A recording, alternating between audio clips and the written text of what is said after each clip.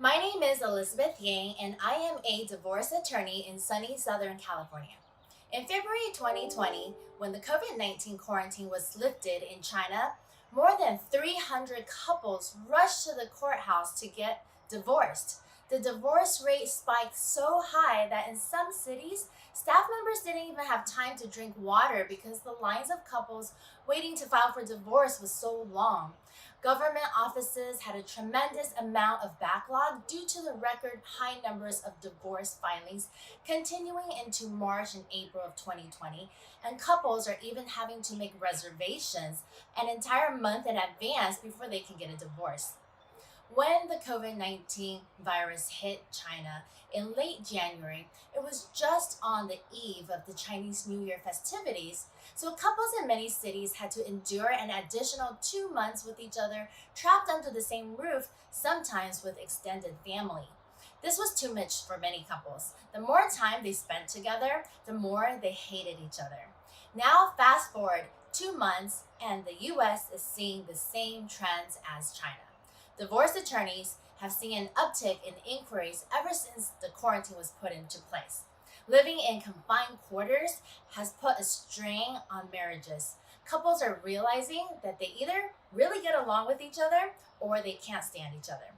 Other reasons contributing to the increase in divorce inquiries include financial pressures due to skyrocketing unemployment numbers, added stress from fear of the coronavirus, and the unpredictability of our future economy. On top of that, demanding children who are now staying at home 24/7 due to school closures. The US unemployment rate is at an all time high at 14.7%. This is the highest since the Depression era. Not being able to manage their stress and even just spending too much time alone with one person in isolation is making many couples very easy to irritate. People need space, not even just couples, everybody does.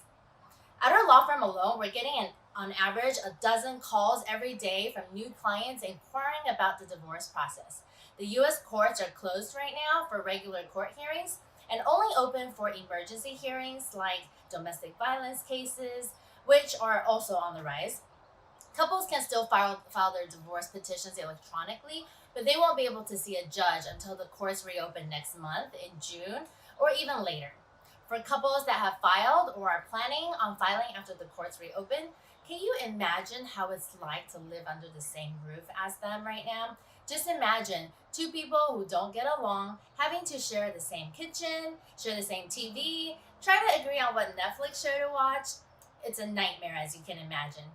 Our firm is getting calls and inquiries at all hours of the day and night, many in the middle of the night, with folks calling in to complain and get advice on what to do with their spouse, who is driving them to insanity with every passing day. People say absence makes the heart grow fonder, so apparently too much presence during this quarantine makes the heart less fonder. With this newfound reality, the question is, how do we get through this? What can couples do to not kill each other during this pandemic and save their marriages? Well, as someone who has gone through divorce myself and is now in a happy and healthy 10-year relationship, I have 3 ideas from personal experience that I would love to share with you. One of the things couples can do during this time to strengthen and deepen their relationship without having to even leave their home is to figure out what their love language is. There is a free 10-minute quiz at 5lovelanguages.com for anyone to take, and after taking the simple quiz, couples will be able to discover what their top love language or top love languages are. The 5 top love languages are words of acknowledgement, physical touch, spending quality time together, performing acts of services for one another, and giving and receiving gifts. Each person is individual in their own way and prefer to be loved predominantly in one or two of these languages. For example, my top love language is acts of services. I feel very loved when my husband does things for me, like cook for me, change the light bulbs in the house, and take out the trash. Before taking this quiz, I did not even know what his love language was.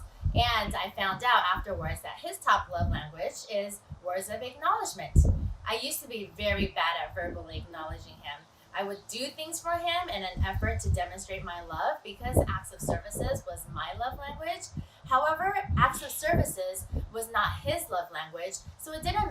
the things that I was doing for him, he wasn't feeling loved with my acts of services.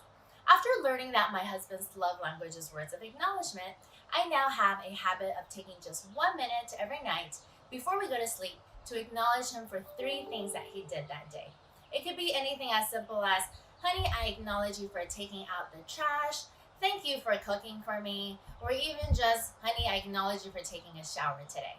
My husband has told me that just hearing those simple words of acknowledgement is more meaningful to him than all the acts of services I do for him. You can see from my example how important it is to not only know your own love language, but more importantly, to know what your partner's love language is. This quiz is even available for children. I learned that my son's top love language is physical touch, so I make sure to give him plenty of hugs and kisses every day. My daughter's top love language is quality time, not just spending time together, but spending quality time. So I make sure we have plenty of mother-daughter activities to do together to satisfy her love language need. Speaking of quality time, here's another exercise that couples can do to strengthen their relationship during this pandemic and avoid filing for divorce when the quarantine is lifted. I purchased these packs on Amazon, and there's different names for it. The one I purchased was called Our Moments. They're these cards that's available for couples, families, and even for kids. And they're basically conversation starters for great relationships. So rather than just watch Netflix all day long, my husband and I will sit down and we will each pick out 5 cards or so from the deck for the other to answer. Some of the questions from the deck include, what do you most look forward to about getting old? If money was no object, where would you like to live? What makes you angrier than it should? What time of day is the best time to have sex? The list goes on and on. Many of these topics are usually not brought up in a regular meal conversation or even at a bedtime conversation, so these conversation starters allow couples to communicate about deeper topics than they usually would. In other words, it increases their emotional bank account. What is an emotional bank account, some of you may be asking? Well, an emotional bank account measures the health of your relationship rather than your financial situation. Whenever you do something that makes your partner feel loved, you're making a bank deposit and your account balance goes up. Whenever you do something to make your partner upset, such as letting your ego take over and wanting to be right, then you're making a bank withdrawal and your account balance goes down. If your emotional bank account balance is very high, then it's okay once in a while to make a withdrawal and pick a fight with your partner because you've saved up for this rainy day and your relationship is really healthy. However, if you're living paycheck to paycheck and your emotional bank account balance is near zero, sometimes falling below zero, and you have to pay a bounce check fee, then a simple withdrawal could take your marriage to divorce. Just like in finances, it is important to have savings to maintain a strong and healthy relationship with your partner.